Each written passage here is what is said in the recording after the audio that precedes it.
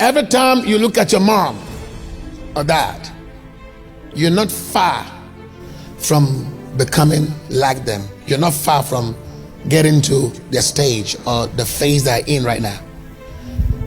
You will likely, because of the family you are coming from, because of the bloodline, always look at what your dad and mom struggled with.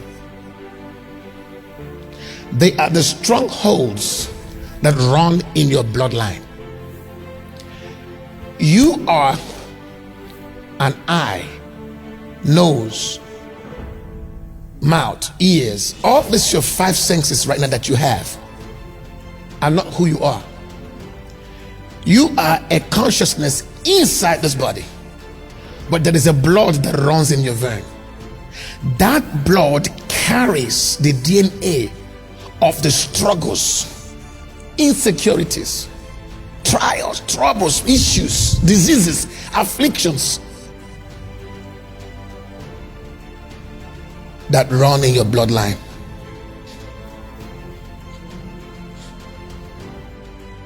They've not told you this. They've told you that if you're a new creation, all things are passed away. It's a lie. It doesn't apply in this one. It does not apply. To take a fight of faith, to take a lot of fight of faith to exempt yourself from the bloodline. So you are going to fix what your parents fixed. The giants your parents could not behead, you must behead. It's your responsibility to behead those giants. And if you don't, you will pass it on to the next generation.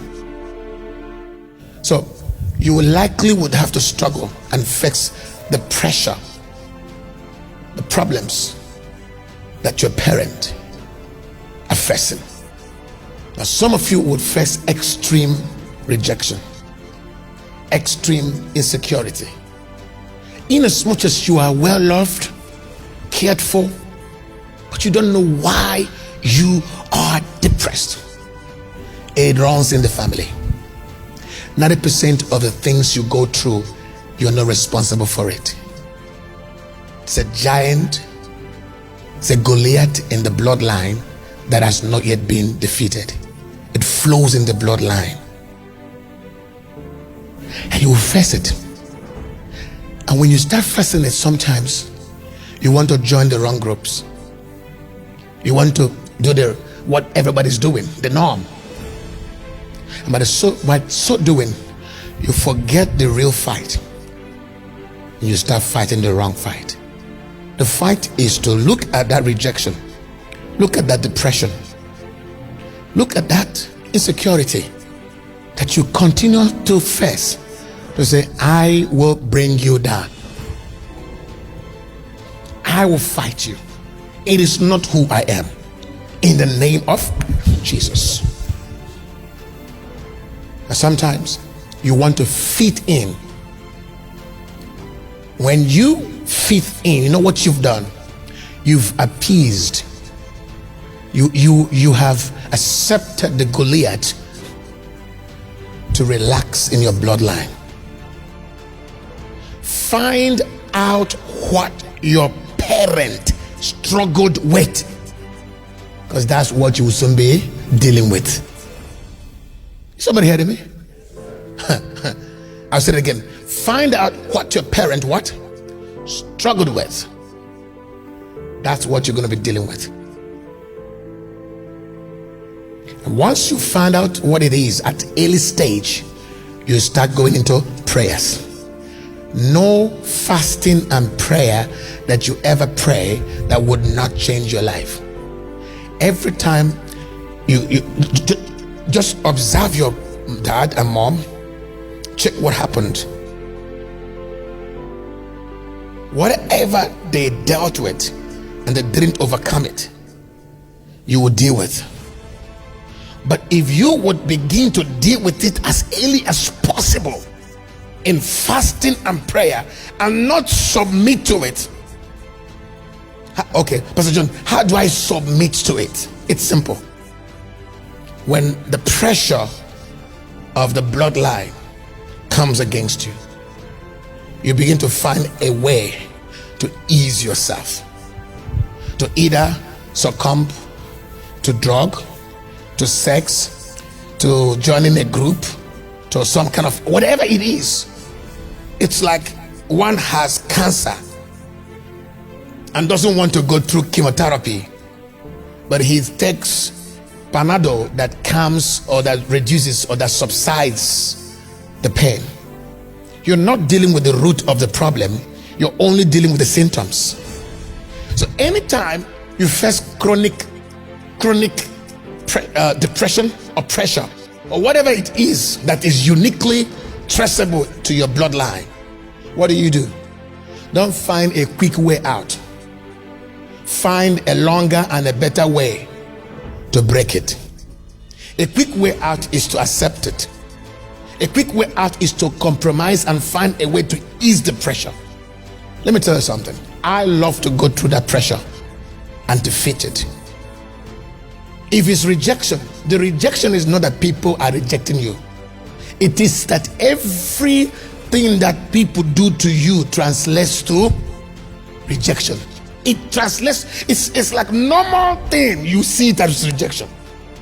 Because it is a consciousness that is highly activated in your, approach to things, in your reading to things, in your response. Everything will translate to rejection because you are dealing with what? Rejection in the bloodline.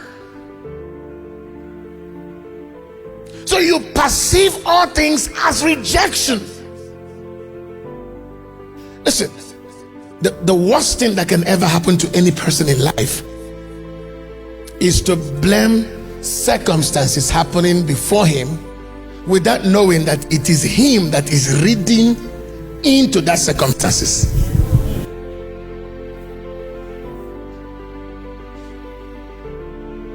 Sometimes it is our stronghold that gives us the wrong impressions.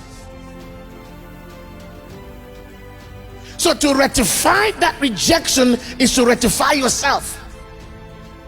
Whatever you are dealing with as a young girl, as a young man, it is not your problem. It is what you inherited. Don't own it. Don't appease it. Don't accept it. Fight it. That's what you do. Fight it. Resist it. You know why? If you overcome it now, your children will not suffer it. They will not suffer it. Because you will transfer a clean blood. You will detoxify your bloodline and overcome the forces of darkness that run through that bloodline.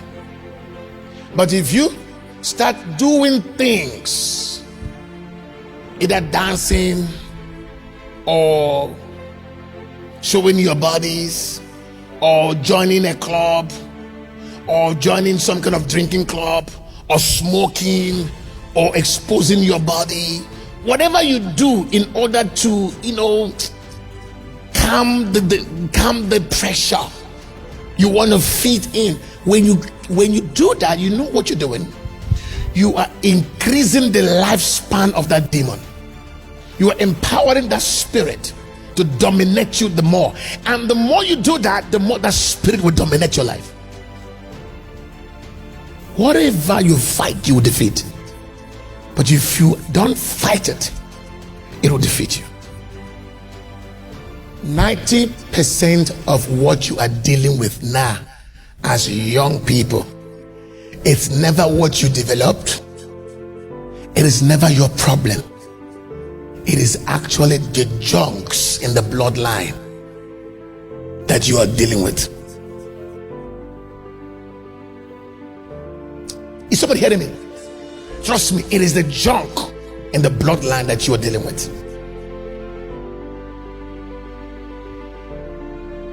Whatever you are dealing with right now, you're too young to have accumulated anything to deal with. You've not done anything much. It's a bloodline. You're still very young. Why going through chronic depression?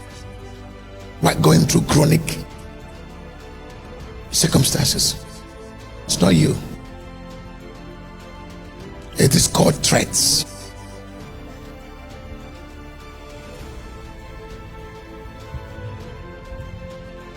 It's called genetics. It's the genetic threats. The strongholds in the bloodline. Don't accept it. Fight it. Come to church. Worship God. Worship God.